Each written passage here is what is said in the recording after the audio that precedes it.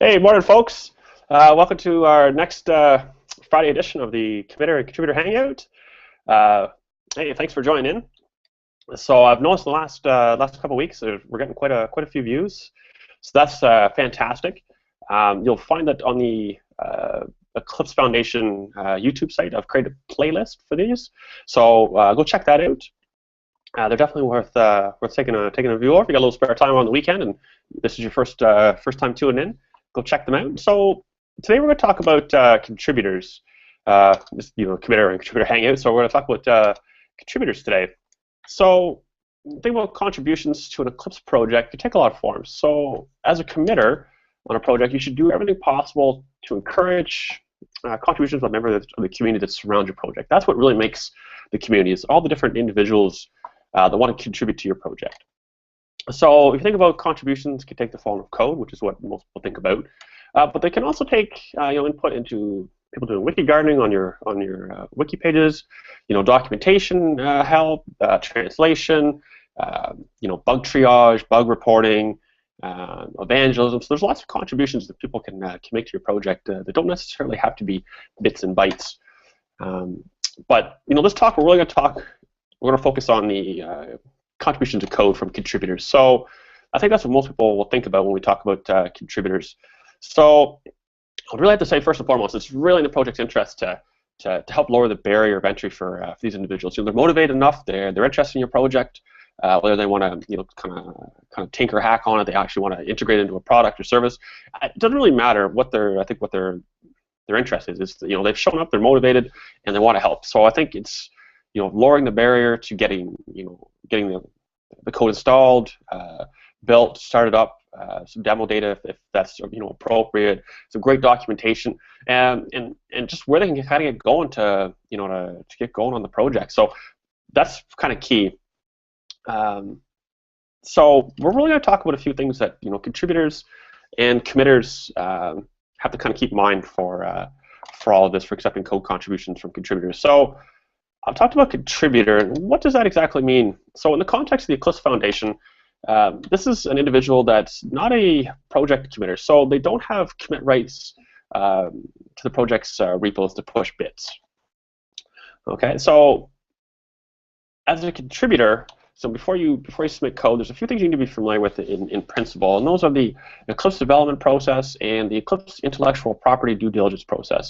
Now, like all the other past Hangouts, I'll have links and such at the bottom, and same with the show notes. I'll have those posted up on our wiki page with links at the bottom of the YouTube video. So certainly check those out. Again, we've talked about some of them in the past. Lots of great material there. So when you submit a patch or a new feature, the project committer will handle the code review and ultimately deciding whether or not they're going to accept it, and pushing that to master. So from the project side, as a contributor, you should be familiar with the project itself. What's their development cycle? Are there any particular points that they have about accepting patches, new features? Are there any upcoming sprints? How does their development cycle fit in? So certainly be familiar, have a look over that. And so probably the best place to start with that is, if you haven't already, is go to eclipse.org/projects. We have a little search box in the upper left. Type your project name in, and that'll bring you to the project management interface for the project, or PMI for short. So it's the one-stop shop for the project. Documentation, where the code repos are, where their bug tracker is, the mailing list. It's all consolidated in one spot. So that's probably a great place to start. Take a look under the developers resources. For bugs that are listed, perhaps they've itemized bugs that they're looking for help on. This is a great place to get your feet wet and start out. I'd really recommend that you reach out on the mailing list. So every project has at least one mailing list. So jump on there, fire off your idea or questions, and touch base with the project. This is a really great resource. And as all mailing lists, be a little bit patient with folks to get back to you on that. But this is a real good place to start out as a contributor. So you've done all that. You've say you picked up a bug. You say, okay, I fixed it. This looks great. Here's my my patch. You submitted it. So now what happens? So from the committer perspective, the committer is responsible for maintaining the IP cleanliness of the project's code. So a lot of care has to be taken when they accept contributions, and I really think this is the real strength of the Eclipse Foundation is the IP due diligence and cleanliness of the code. And I think this is a real win-win for everyone. It's a little bit of work involved, but I think it far outweighs any of the work associated with it, because it really makes the projects easy for adopters to use and be confident in the IP cleanliness. So again, like I mentioned earlier, all projects have to abide by the Eclipse development process and the IP due diligence process. So once the committer is satisfied with the code is okay to commit, there's a checklist they basically will walk down. So as a contributor, you've already had your Eclipse account, you've assigned your CLA, the Eclipse license agreement. So the developer has to check that. Again, sorry, the committer has to check that. So we make it easy on the PMI page under committer tools. You could enter an email address and check if that email address has a valid CLA on file. All contributors have to sign off their contributions via the certificate of origin. This is basically agreeing to all our terms and conditions. Again, I'll have links for all this at the end. And so then code contributions that are greater than 1,000 lines, and before anyone jumps on the questions here or elsewhere, that does include comments, okay? So if it's greater than 1,000 lines of code, it does require a contribution questionnaire that the committer will submit on your behalf for the IP team to review. So for you folks that have been with the project for a little bit, you would have known that our previous limit was 250 lines per contribution. So 1,000 lines is that's fantastic. And again, I'll have on the show notes, there's some Git commands and stuff that show you how to basically work that out. So I'll take a look at those later on. So ultimately, some contributors will become or want to become project committers, and this is fantastic. A lot of responsibility, but something certainly to strive for. So contributions are really the path to gaining your committer status to an existing project, right?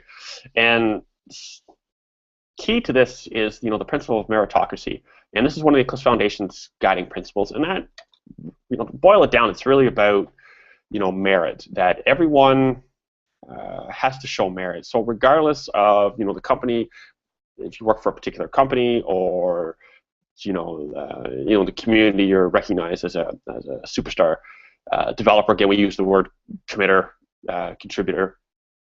That really has no bearing. It's really about individuals showing merit through code, through contributions to the project, right? So everyone is assessed and looked at with equal footing to whether or not they become a committer, right? So I think this is all about fairness and your contributions to a project, right?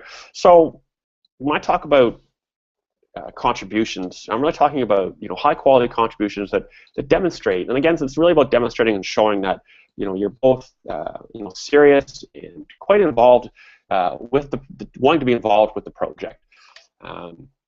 So again, each project will have its own guidelines surrounding that.